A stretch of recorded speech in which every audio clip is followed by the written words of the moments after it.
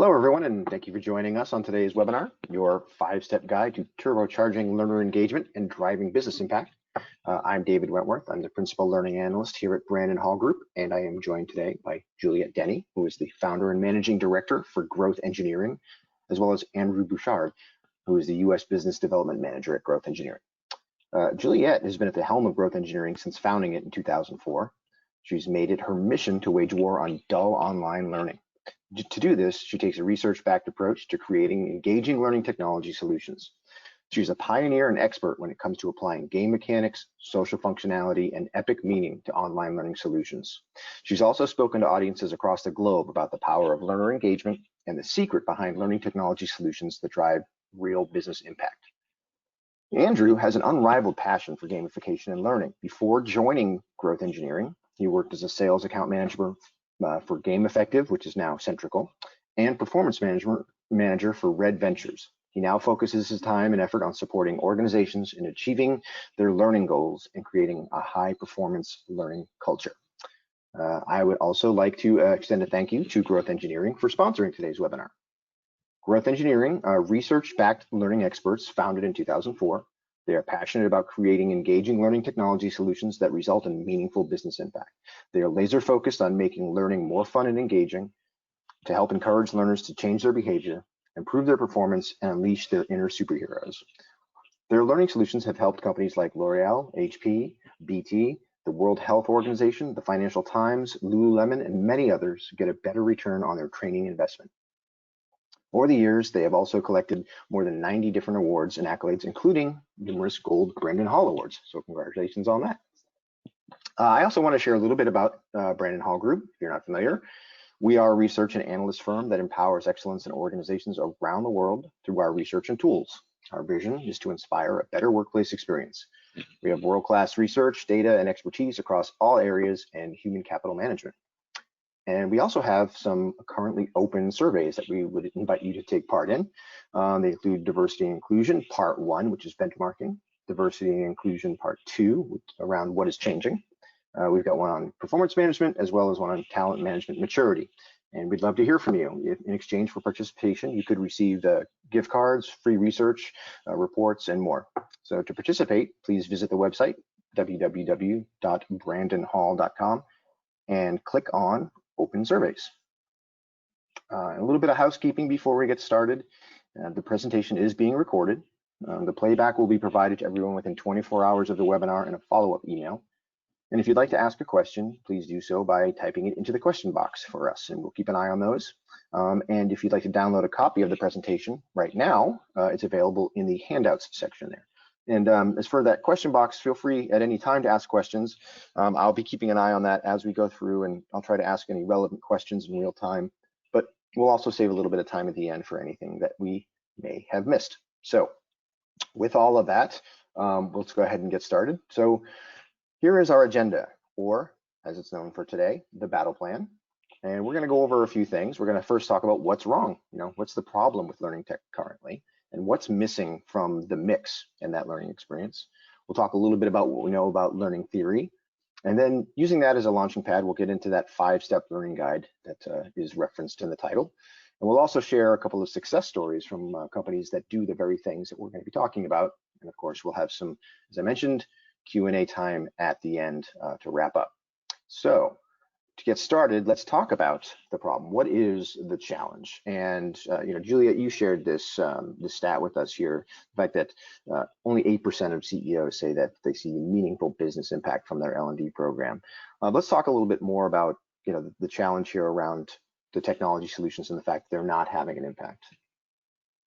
Yeah, I mean, I think it's a great place to start. I think there's two issues. First of all, if CEOs aren't seeing a direct business impact or return on investment, then obviously budgets are smaller than they need to be. So you've got that element, which is obviously critical to L&D really having a big voice and bigger budgets to be able to do anything with. And then on the other side, I think you've also got the issue that if you ask most people how they feel about e-learning, they will roll their eyes and play dead. And so almost like the L&D departments are turning into the swarm police, because It's not, let's create a love of learning. Let's basically, everybody is born curious and we're going to unleash their, passion for curiosity and, all these kind of things.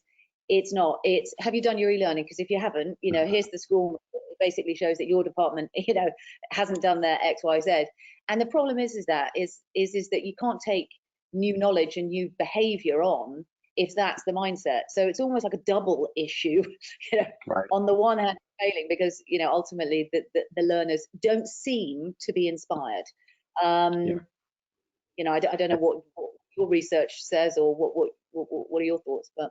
Well, we see that a lot. I mean, when we do our studies around learning technology, satisfaction scores for ease of use, things like that, navigation, the end user experience are pretty lukewarm at best. And those are always the number one things that companies are looking to fix, or also the number one reasons that companies look to replace their current technologies. And I think you hit on something there. I think there's a tendency to first, as you mentioned, sort of overestimate the willingness and the desire for employees to learn, especially from learning professionals who spend all day thinking about this stuff. We tend to project onto the entire employee population that they're just starving to learn new and more things every day. But on the flip side of that, I think we also overestimate technology's ability to engage people and to pull them in. So the challenge here is, working within what employees really do want to do from a learning perspective, and then having an experience that works with that, draws them in, keeps them interested, and motivates those that maybe aren't as motivated as we think. I think you're right. There's this idea that people are just want to do this and they're hungry for it, so no matter what we put out there will be enough, and we're finding that that's pretty much not the case. Yeah, I think that's. Yeah. So when we talk about that, then what is missing, right? So what's missing from that mix? And in order for learning to have a business impact, right, it has to invoke some sort of behavior change. And behavior change isn't possible. Like, you're not going to be able to get people to do things better, faster, differently if they're not engaged with the learning. So this is at the core of a lot of issues, right? So organizations have a hard time measuring learning, so they tend to default to things like completion rates and grades because that's just the simplest thing to measure. It's sort of a given, and it fits well with more traditional learning models where it's a click-through course or a class that someone sat through. But those things don't tell you at all whether or not people's behavior is changing, let alone whether or not that learning is having an impact. And so because they're not measuring those things, they tend not to design learning programs that impact those things because they can't measure it anyway, and they're just sort of hoping for the best. So if you're thinking about learning in terms of business impact and behavior change and designing that way, not only can you drive those things, but you can actually start to measure those things and actually start to see the real impact and ROI of learning. I mean, Julia, talk a little bit about business impact. Yeah, I mean, I think what's interesting and has always been interesting to us is that when we started this transition to moving learning online, we replicated what we were doing in the classroom. So we essentially said, we're going to bring people in, we're going to teach them something, and then from that we're going to get behavior change. And we know from the way the brain works and instructional design, and unfortunately it just does not happen like that. It's you have a learning moment and then you forget it unless you are allowed to play with that learning, make it your own, contextualize it. So if you think about the basic functionality of an LMS or a piece of e-learning, it really doesn't go far enough in order to get that behavior change. And as a consequence of that, it doesn't have a meaningful impact on behavior. And as a consequence of that, it doesn't make business impact and you can't get a return on investment. So, it's almost like going back to basics and saying, hey guys, let's just remember how we learn. Yeah, we're social creatures.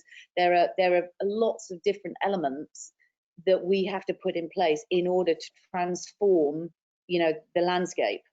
We can't just assume that if we're delivering a message that it's going to transform into a different set of behavior. And this is particularly true. We get involved in a lot of sales type issues where sales guys are, that they're up against it. They're every day they're at the coalface, they're trying to make things happen, and the last thing that they want to do is be involved in half an hour's worth of e-learning. Right. Just very difficult to get them engaged, and even more so to change behavior because they've seen something for half an hour online. Yeah, I'm so glad you brought that. That was the first thing that popped into my mind too. Was we've seen it time and time again with sales training, and not to pick on sales professionals, but I countless organizations we've talked to, and they'll put the sales team through a training program. They're going to change the whole sales philosophy, or they're going to use a new approach, and they want to bring everyone through it. And the program itself seems successful. People are there. They're passing the assessments, and then they go back to work and they just do things the way they always did it because it's easier that way. They know it, and they fall back into those habits. And just simply presenting a new idea to these people isn't going to change their behavior. So I think that's a great example of that particular group of individuals, both from the time that they have available for learning and their propensity for maybe not sort of absorbing and translating that learning into behaviors is a standout. But it's a good example, and it can happen to any role in an organization. The idea is we need to, and you actually mentioned something interesting too at the beginning of that, where we do this thing, and it happens time and time again, where some sort of new technology or new idea comes along, and we use it to replicate what we did previously. So like you said, an e-learning comes along, we simply said, oh, we can take the classroom experience and turn it into this, without really exploring some of the newer different things you can do. It's almost like when the movie camera was first invented, and they just took one, held it still, and shot a play.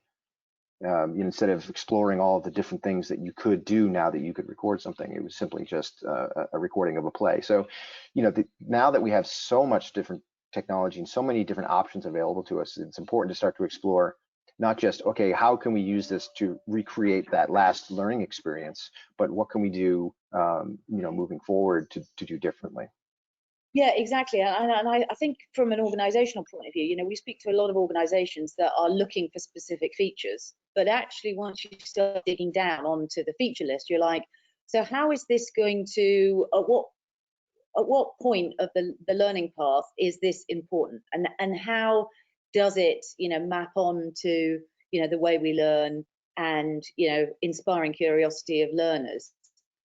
And what you get back is well, I don't necessarily know where it fits into the transitional process of knowledge to behavior, but I just know it's needed. And you're like, well, it's good. It's more important to think less about the technology and more about the human, because the human hasn't changed. Technology, is changing, but actually the way people learn has been the same for millennia.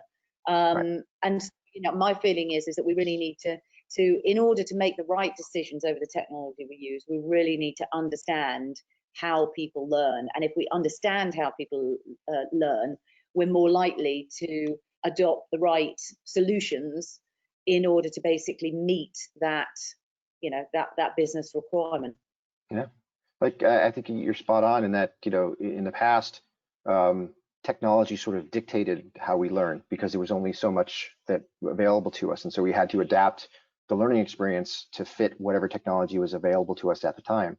Now we're in a time when the technology is so flexible and there's so many different things available to us, we can actually adapt the technology to fit the way we learn, which is the way it should be.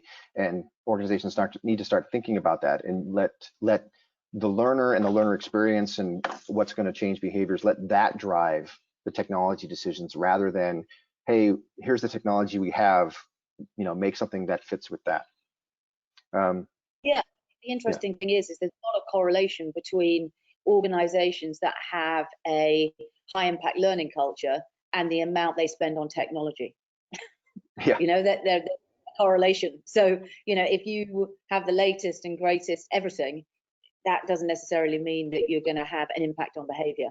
And right. that, something that you need to bear in mind. You don't need you don't need to spend a lot of money. You just need to understand how your people are going to learn and how you're going to, get that transition between knowledge acquisition to behavior change. Yep, absolutely. And so one of the things that that I mentioned, it was in sort of the bio and the DNA of growth engineering, this research-backed approach, using what we know about learners and the learner experience. Let's talk a little bit about that. How driving learner engagement using that approach. What is the research that you're referencing when you talk about that research-backed approach? And using that to overcome the challenges. So, some of the research, some of the models. What are some of those things? Yeah, I mean, what we've found is that one of the interesting things when you're talking to L&D departments is, kind of what problem are you trying to solve, and are you thinking about, that learner journey? So what the models that we tend to bring out again and again and again are not revolutionary. But I think that they're really, really important part of getting yourself in the right mindset. So, when we're developing our technology, one of the key things that we're always thinking about is, simple models like, the forgetting curve, simple models like Bloom's taxonomy, that have been around for a long, long time, but we're still not mapping our technology, onto Bloom's taxonomy. So, the SAMR model, for example, that maps onto Bloom's taxonomy, which allows us to understand where we are using technology in order to get the higher levels of behavior change. Also, motivational models are absolutely critical. So once we've created the learning environment, how do we curate that learning environment so that learners feel motivated? Because we know from Bloom's taxonomy that unless they're actually applying the learning, unless they're sharing the learning, building on the learning, and you can't do that without creating the right motivational, requirement. And then also with all of those, just trying to create learning as a habit, because what we're trying to do is create, learning organizations that from their culture, are innovative due to, they're just curious organizations. And so it's really vital that we have a model that we can explain to clients that basically tries to make learning a habit in a way that doesn't feel arduous. So, going back to what we originally started, which is, when I speak at conferences and you say how many hands go up to how many people love their, e-learning, it's maybe 1 out of 300. And the reality is that emotional resonance is going to impact the way people feel about learning every single day. So we need to reshape, that conversation. And by looking at some of these models, we can do that.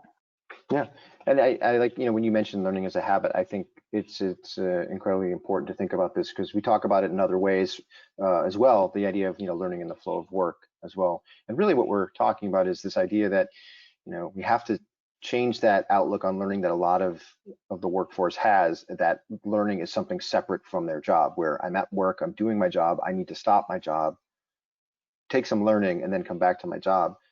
The idea that the learning is a critical tool to doing your job, and so it doesn't feel separate, it doesn't feel like an intrusion, and it maps better to the job that you're doing.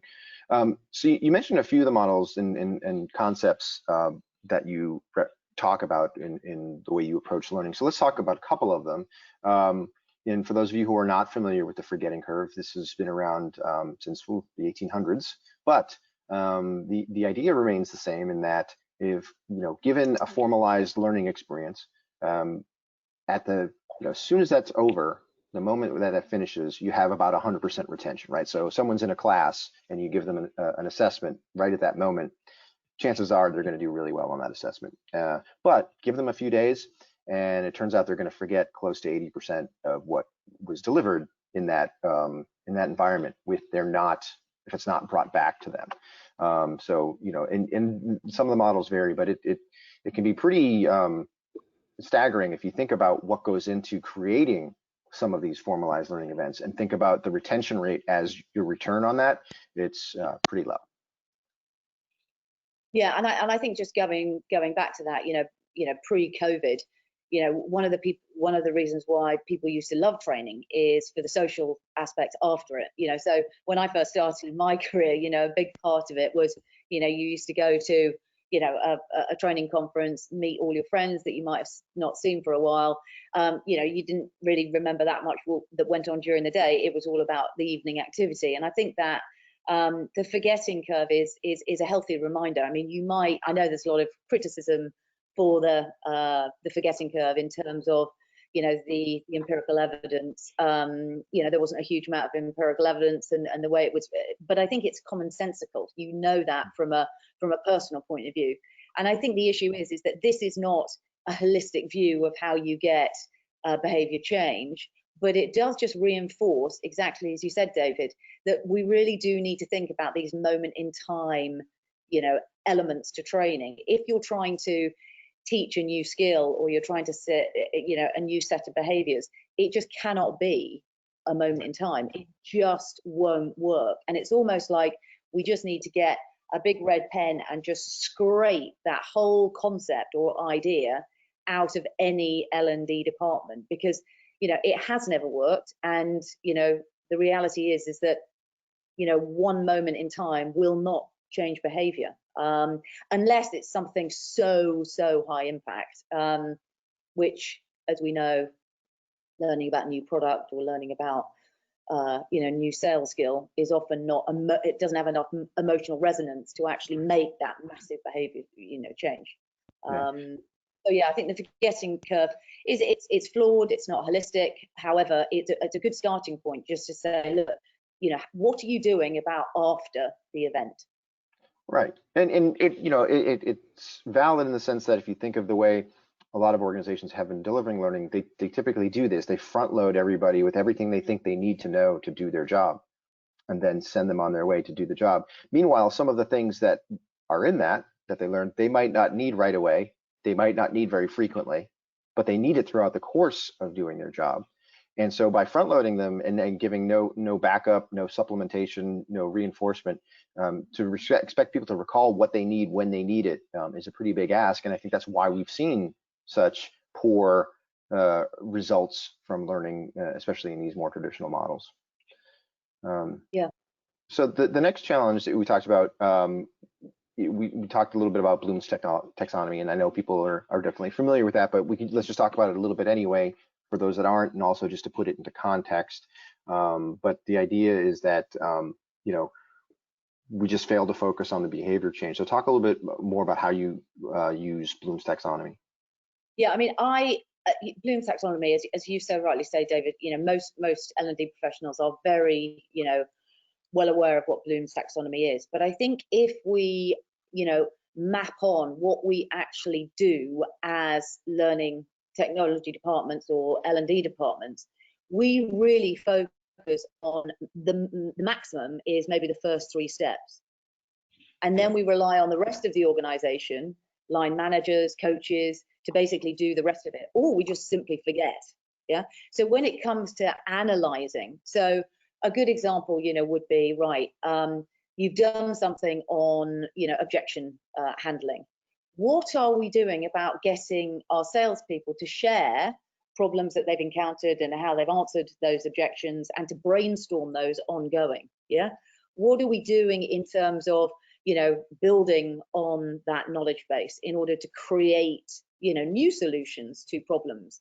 Often I think as L&D departments, we conclude that although we're not subject matter experts, the subject matter experts are going to give us, or we're going to be, provided with the content, and that content is good enough to change the environment. But actually, we know from Bloom's taxonomy that actually what we give them is not enough in order for them to actually change behavior. They actually need to build on that.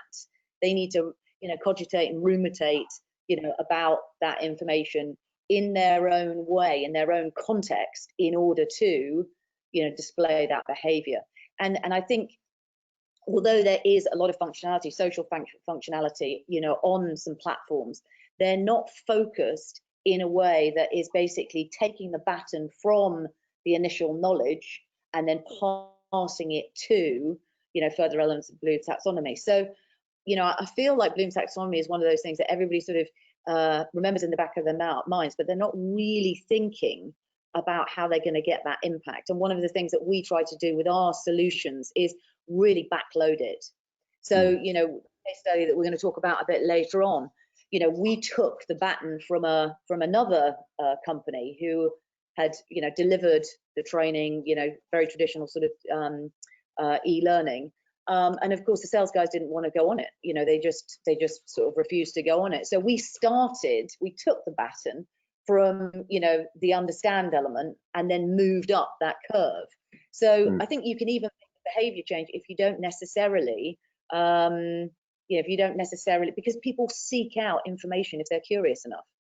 And this is why I think Bloom's taxonomy is one of those things. It's like, you know, the Moonlight Sonata. You just have to come back to it all the time because it's just a thing of beauty. Yeah, I think it's interesting that you know, we don't do a lot. You know, this idea of behavior change, right? It seems sort of elemental, and of course, we've created the learning that we're using and the learning that we're delivering is aimed at some sort of goal, right? Or it wouldn't exist. But the fact is, in our own research, we did a study on the learner experience and asked companies, you know, what were they including as part of the learning experience? And one of the things that we asked about, and very few companies were doing it, was providing the learners with the goals and the outcomes expected of the program, right? So you're just actually simply providing this training, thinking that, well, as long as they get through it, they finish it, whatever the end point is for the training, by definition, we will have achieved our goal because they now know that information. But without providing the learner themselves, hey, this is what we expect to be done differently when this is over. This is how things should look. This is our definition of good or our definition of success. This is what should happen. This is what you're aiming at. It creates this whole different level of engagement, right? Now I understand what I'm after here. The other thing that you need to provide is some sort of connection to the learner. Why am I doing this? Not only what should I be doing differently, but why? How is this learning connected to me in my role, what I do in the organization, and ultimately the organization's goals? And few companies provide those. We did find that the companies that do provide those elements have a much stronger impact on their learning outcomes than those that don't. But overall, few companies are providing those elements in their learning programs, and so it leaves this huge space and disconnect with the learners. Yeah. The other one that you mentioned SAMR. So let's talk a little bit about through this one as well. Yeah, I mean, one of the reasons why I find this model so interesting is that it maps perfectly onto Bloom's taxonomy. So the SAMR model basically says, in what way are we using technology in light of Bloom's taxonomy? And I think, you know, if you look at the first run, particularly in the education sector, you can really see that all we've done is we have literally just substituted, you know, what we did in the classroom to go online. So we really haven't evolved it at all. So everything is just moved online. Have you done it? Have you not done it? Have you handed in your homework? Have you not handed in your homework? You know, it's not, have you grasped the concept of, or anything like that. And I think it's really useful to reflect and go, right, well, you know, am I using technology to fundamentally redefine and access knowledge in a completely different way? Because you've got to remember, the reason why we use technology is not necessarily just to strip out cost and make things more efficient. We can also use technology to, quote unquote, make the world a better place, in terms of, you know, cultivating higher levels of curiosity and a passion for learning within an organization that maybe hitherto, without learning technology, you wouldn't be able to do, because it would literally be person to person.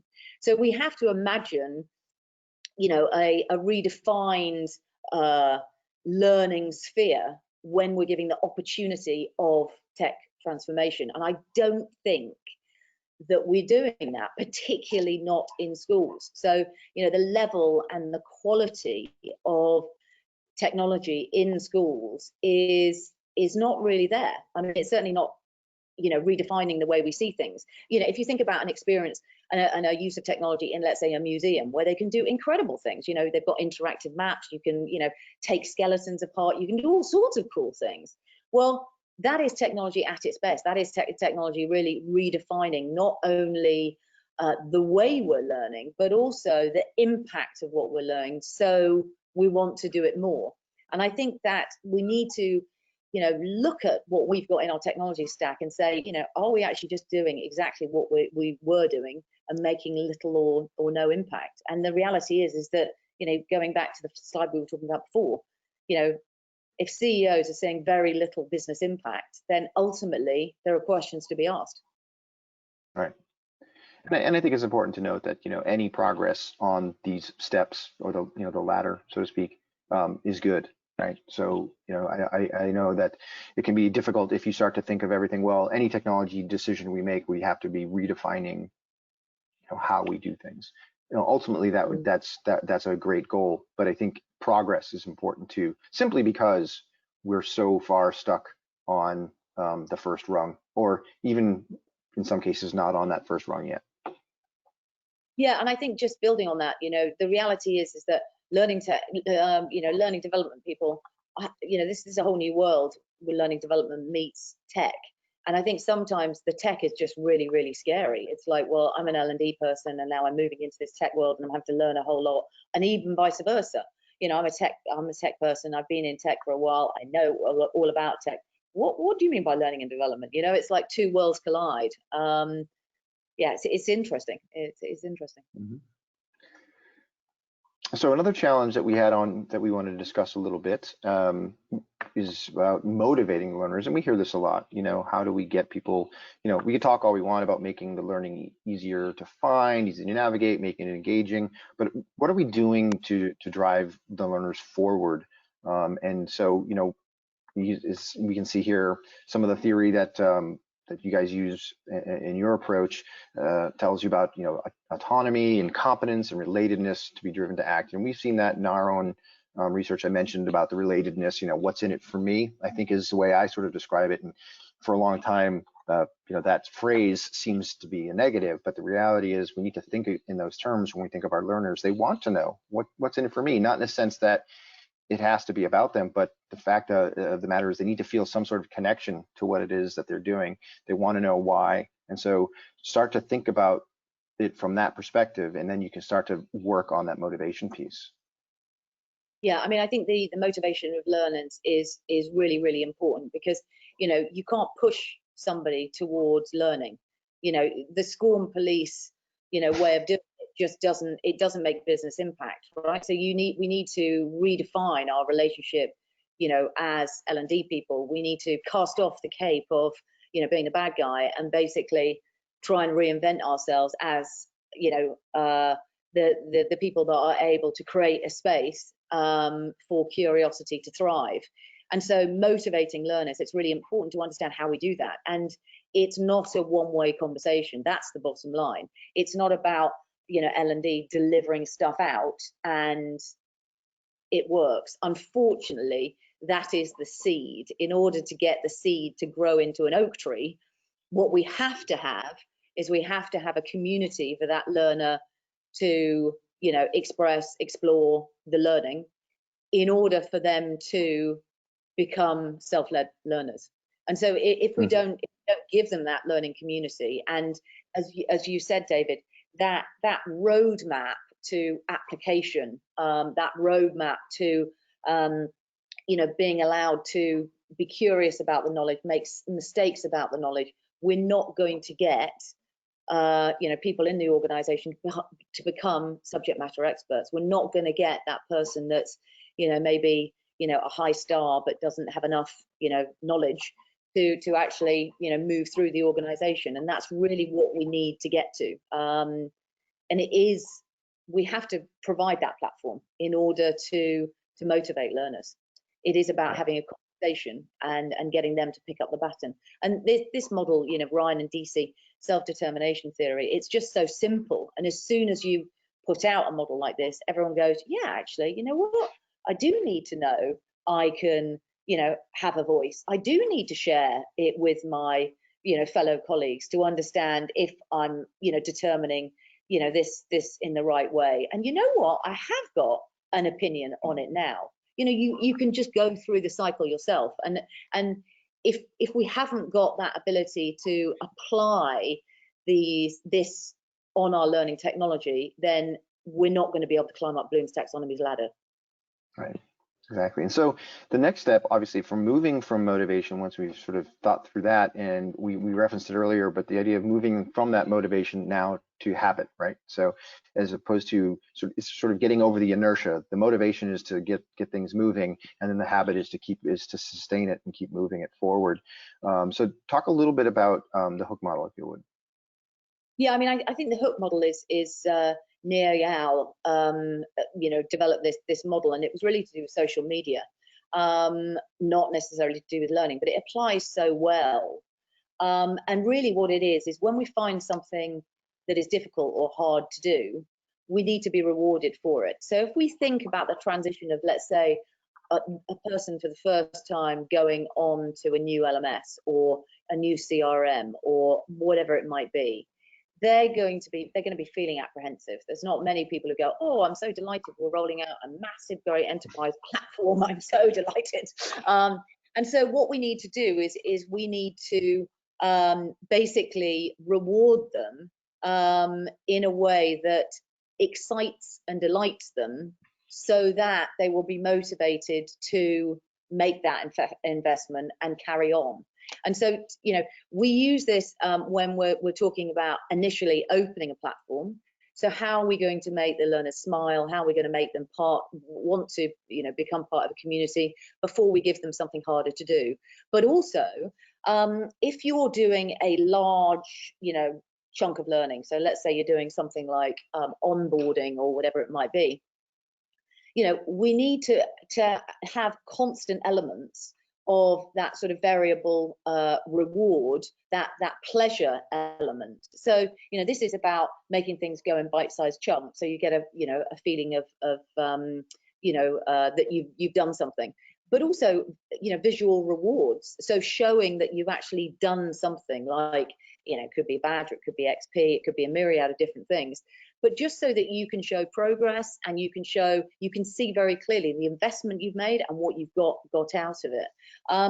And by doing it, by moving and having a map like this, I think it just reminds us that it can't just be a succession of this is what you have to do. It has to be something that you can give the learner, not necessarily a tangible reward. It can be an intangible reward, which recognizes their stage on that learning journey. And I guess this is how we have made the sort of transition into gamification, because we can reward people virtually for doing things, and then they can compare their status or their progress. And you can reward different types of learners in different ways, but I just think this hook model is something that we should bear in mind, because it really allows us to see the importance of how we get people to make that investment. It's not so easy. We're always going to fall back into being the scorn police unless we get them to gravitate towards wanting to making learning a habit. And I think this is a useful model to allow us to reflect on that.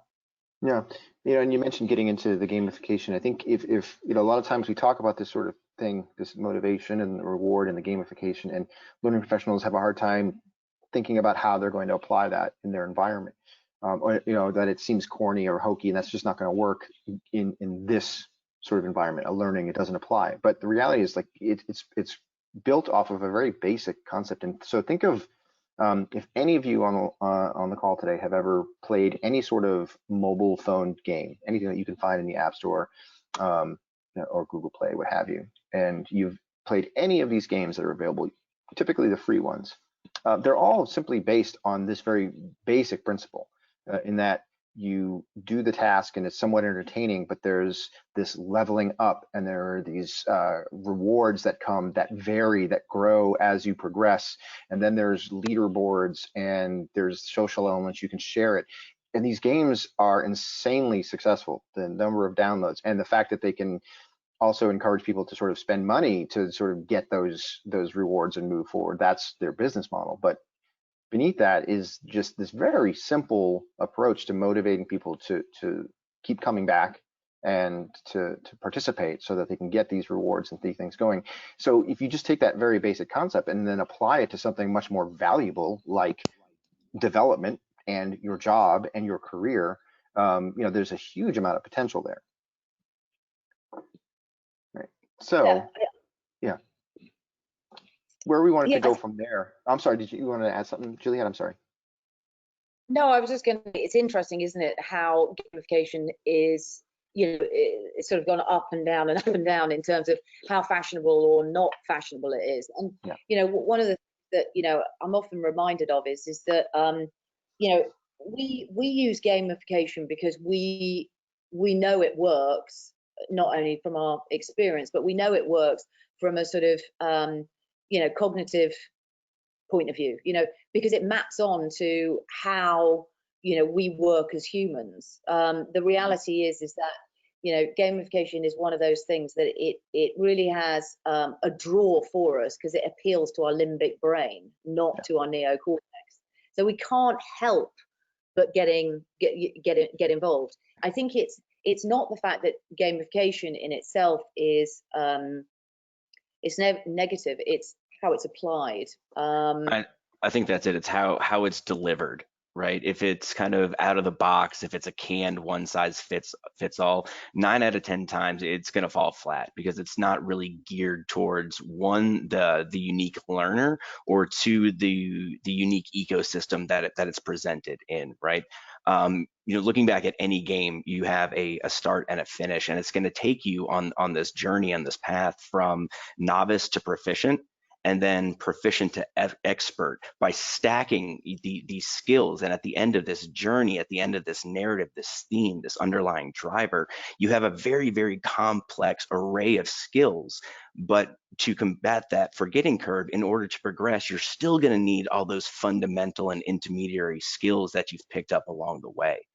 And I think another big reason that the gamification initiatives are maybe, you know, passe, or they don't work in some instances, is that the company or organization missed a huge opportunity to really weave its own story, its values, its culture into that direct narrative. So you can create this overarching kind of sense of community, and you're not only, you know, implementing those values and that culture on a daily basis, but you're like I said, you're also promoting that sense of community and value, and this was made for me, right?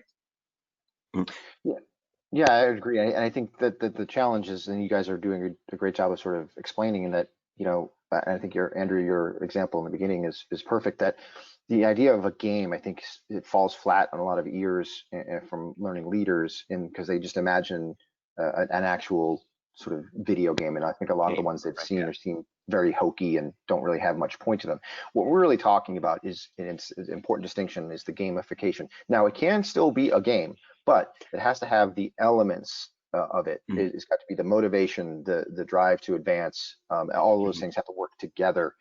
So it could be an actual game or gamification. And I think one of the things you point out, and it reminds me of, you know, I mentioned very simple basic games, and those the engagement and motivation there, but think about something more complex in the way, so something like a Call of Duty, you know, where you've got a team of people remotely, all in their own living room. So they're working remotely, but they're collaborating.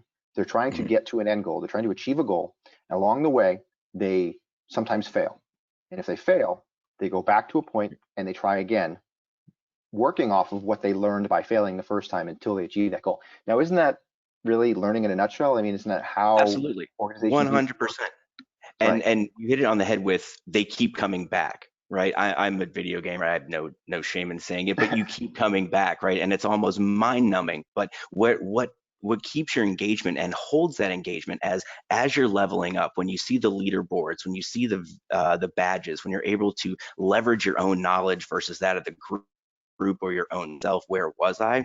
All of those mechanics become more complex with your own complex skill sets, right? And that is the thing, that how do I figure this out knowing what I know now, right? So as long as those gamification initiatives can evolve and those mechanics can also be very dynamic to keep them guessing what's coming next, what's on my queue, how many points do I need, you know, you've unlocked a very, very, you know, intrinsic thing within human nature, right? The want to be 1% better than I was yesterday, and how can I figure this out? And like I said, it's being able to deliver all of that information at your fingertips and in a very, very familiar sense. Yeah.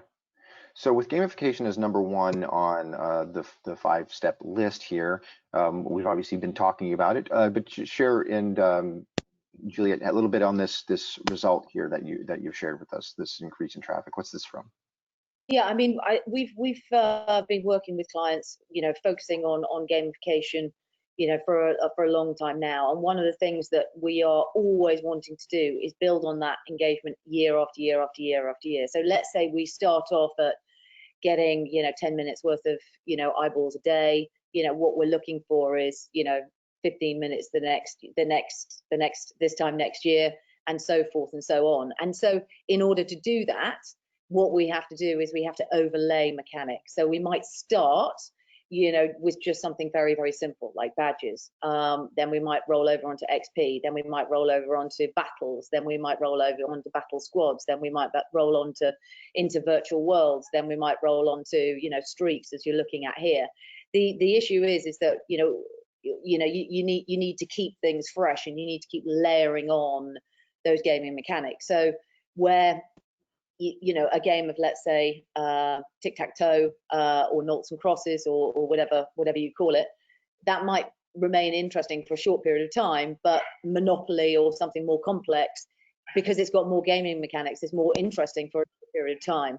And it's the same with a gamification environment. It's not good enough just to say, well, I'm going to do, you know, XP and badges and then expect, you know, a revolution. I mean, it is, you know, it's like, you know, building that complexity and that narrative and those mechanics into the story to continually get, you know, high levels of engagement, because, you know, ultimately it's a combination as well. I mean, it's not just gamification that does it, but gamification is a significant part of the excitement and delight that we want them to feel when they first start the learning event. Yeah. So we're on to number 2, and we've got about 13 minutes left. So we'll get through these the rest of these steps, and then we'll get into some actual examples that Andrew's going to share with us. So talk a little bit about using social learning to create communities. Yeah, so this really speaks to Bloom's taxonomy. How are we going to embed that learning without democratizing learning? How do we democratize learning? We apply a heavy dose of social.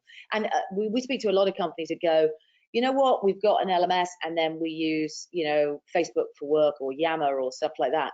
You're like, well, how does that work then? So, you know, at the end of the day, you need to have your social communities at the point of learning, because I've got a question, I'm learning something new, and I'm like, whoa, I've got a question. And that's why you need the learning communities within, you know, the learning environment. And if you overlay social with gamification, that's where you really start to see something exciting happen in social communities. You know, we get told so many times, oh, we've got a social platform, we run Yammer, we run this, but nobody's on it. Or a small section, you know, we've got one department over here, but, you know, the whole world, the whole globe isn't talking. You know, we want the whole globe to talk. Well, if you want the whole globe to talk, then apply gaming mechanics, and suddenly people take an interest. What are they doing over in Europe? What are they doing over in, you know, China? What's happening over there?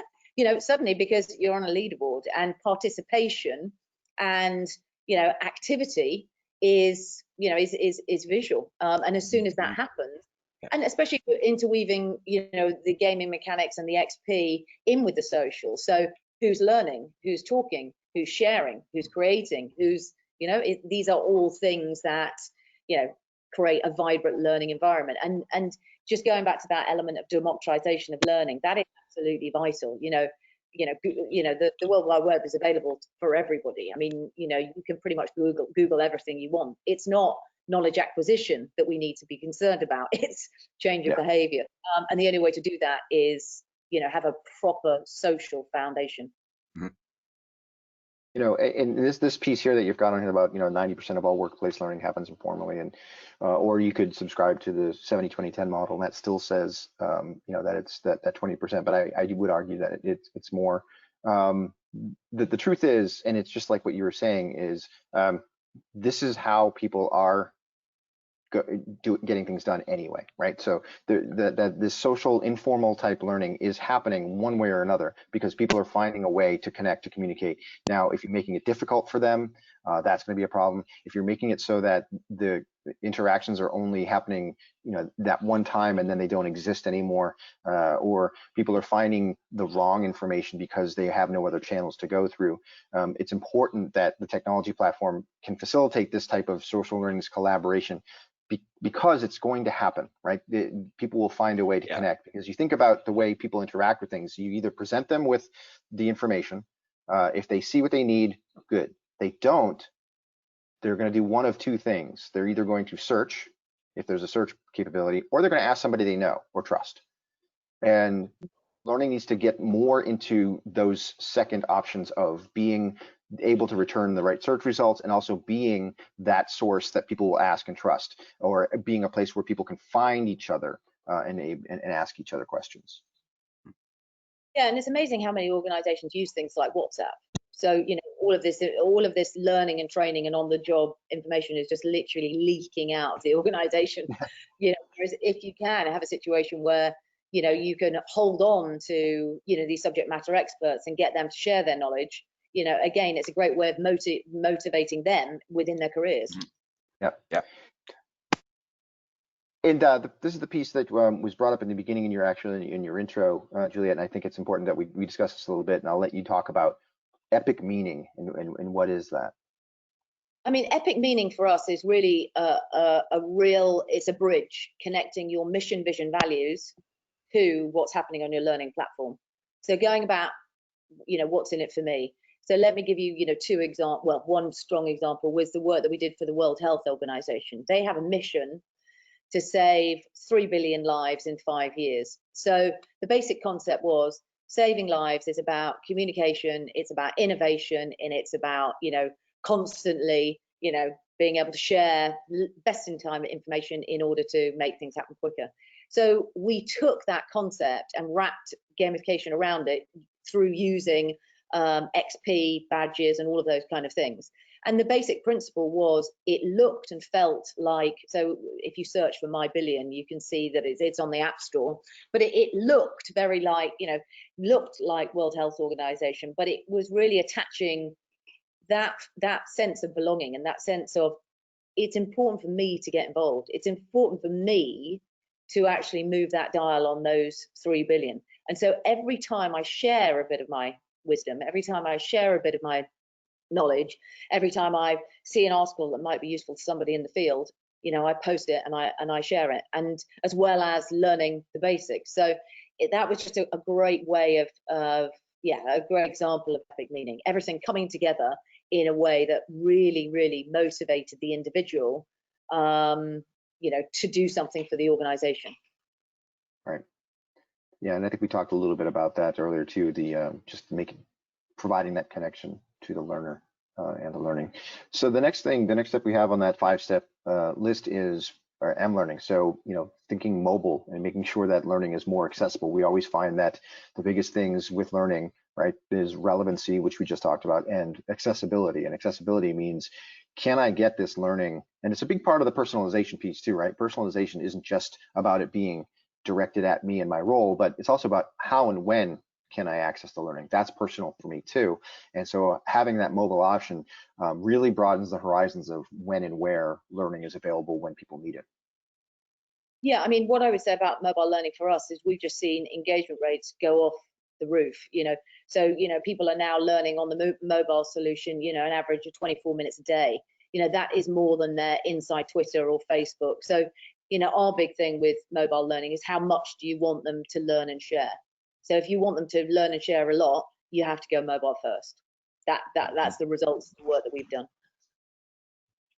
Right. And so we have a stat here that just says that finding and accessing their training content from a mobile device is important to a lot of learners. So that's a great fourth step. And then the fifth and final step is just talking about micro-learning. And so all of these things that we talked about, you know, sort of making learning a habit, reinforcing the more formalized experience, fitting learning to the flow of work, making it accessible and palatable on a mobile device. All of those things point to micro-learning, the idea of creating smaller training units that just, and it doesn't have to be any certain size, but just smaller than it would traditionally has been.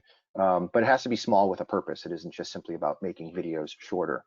It's about making everything have a purpose. And by thinking in these micro elements, it really makes you focus on what is the purpose of this element and do I even need it in the first place? Yeah, and I think we often think that micro learning is either pieces of e-learning or videos, but that's not our definition of it. You know, we have definitions of micro learning, you know, peer-to-peer battles, battle squads, you know, against regions, arenas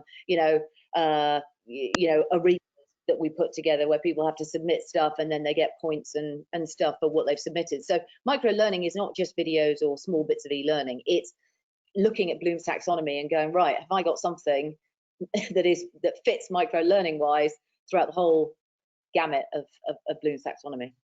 Yeah, any sort of revisit and revisitation or reinforcement can fit the bill.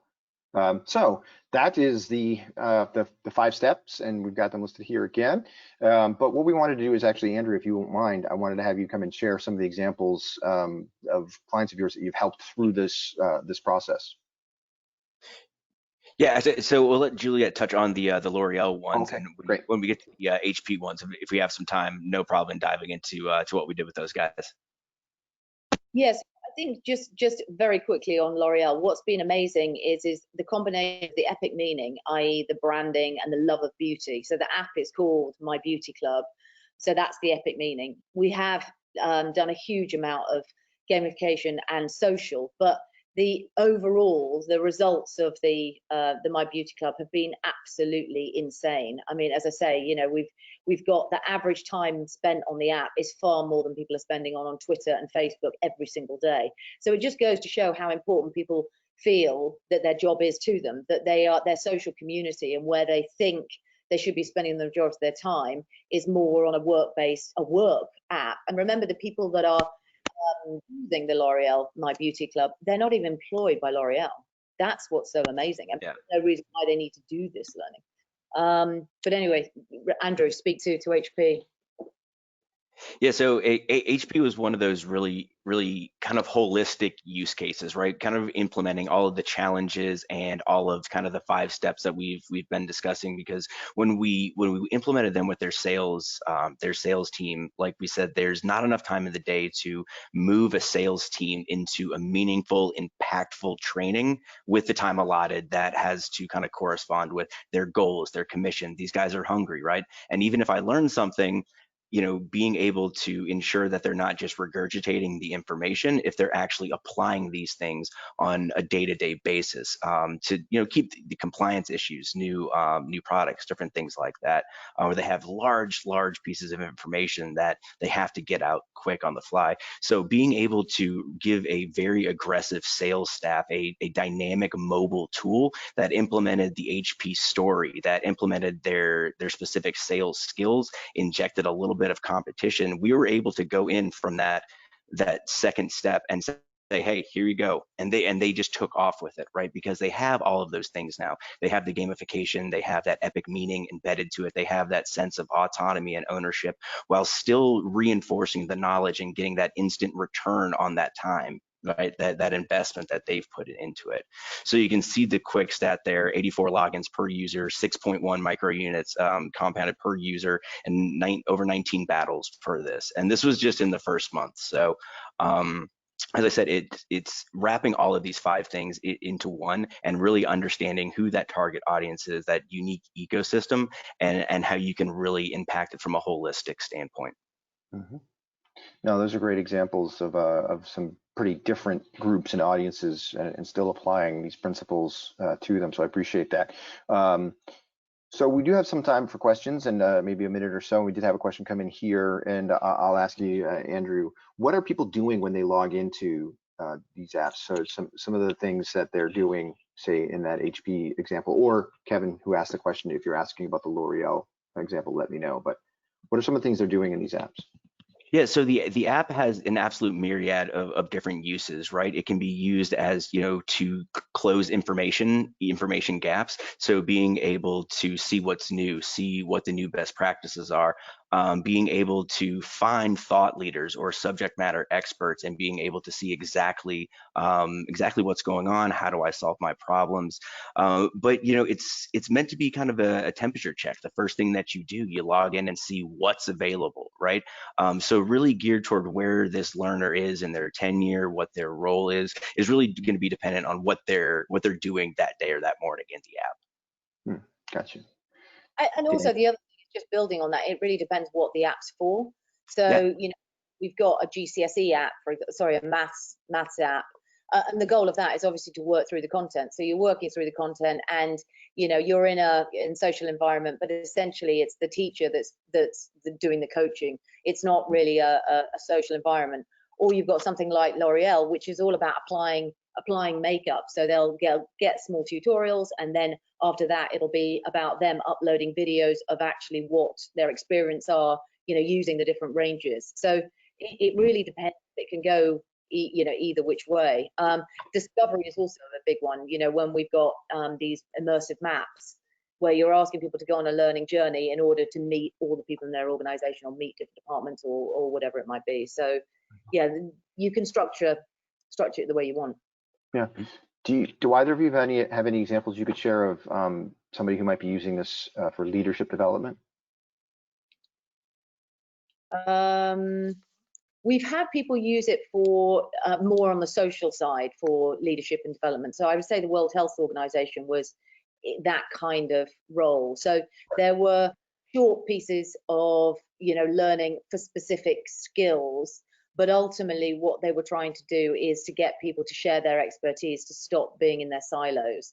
So it was about allowing them to have an understanding of some of the leadership concepts, and then after that, getting the information to flow. So that would be an example that would come to mind. Yeah, and I think it's a great audience for this type of approach, given, we talked about sales and how limited their time is for learning. Well, that leadership group is definitely limited on the time they have to learn, and a lot of the learning they need to do has to be that sort of on the job, in practice learning, as well as learning from other leaders, and all of those things fit really well with the models that we were talking about today. I know we're over time, but we have another question if you don't mind, and I know some folks are sticking around, so I just want to get to those. One other one is some suggestions to increase engagement on a social learning platform. Like, how do you get people to be involved in that social element beyond, we talked a little bit about the gamification, so that's one of the answers, I think, to that question. But is there anything else that you might think of? I mean, I think one of the big things is that, we all know from, being in a bar, it's far more interesting to have people ask us questions about ourselves. We find that really interesting. We find it less interesting for somebody just to monologue at us. And so, basic kind of social media type skills, are really important when you're trying to increase engagement. So, the types of things that, we often see and our social media experts talk to clients about is much more question based. So what are you doing about? Have you seen? Give me an example of when was the last time you? These are far more interesting than have you seen the latest? Download this and prepare to be wowed. That is just fundamentally less interesting. I mean, we're all creatures that think more about ourselves than we do about other people in terms of just time of the day. You're worried about, I've got to get to this, I've got to do this, I've got to do this, I've got to do this. We're quite self-obsessed, humans generally. And so when people ask us questions, we are engaged. So that's what I would say from the get-go. But also the other thing is there's no point asking a question if you don't listen. So when we're asking questions, we then need to reward, going back to the hook model, we need to reward them with comments and answers. And we also need to praise them, because some people might have been, and this is where the achievements on the platform work really well, because obviously as a moderator it's sometimes very difficult to note who is coming in out of your platform. But automating that is a great way of giving a lift, giving a praise without actually having, you know, the manual intervention. So yeah, I would say those are the things. The other thing is that we found, certainly with the L'Oreal platform and actually the Who platform, is that mixing you know, real life and real life issues is also absolutely fine. So, you know, you're wanting people to feel that this learning space, this social space, is quite personal to them. So, you know, you can ask deep questions, and you know, the more emotional resonance and the more feeling they have about answering those, more comfortable, the stronger you're going to get that level of engagement. 100%. All right, so we're well over, but I do appreciate the questions that did come in, and thank you everyone for joining us and participating. Of course, thank you to Juliet and Andrew for spending time with me today and talking about these things, and thanks to Growth Engineering for providing the hour to us. So I'll leave you guys to say thanks, and thank everyone for joining us today. Thank you very much for your time, David. It's a pleasure talking to you, and thank you very much to all that joined. It was a pleasure, so thank you very much. Absolutely, we really appreciate it.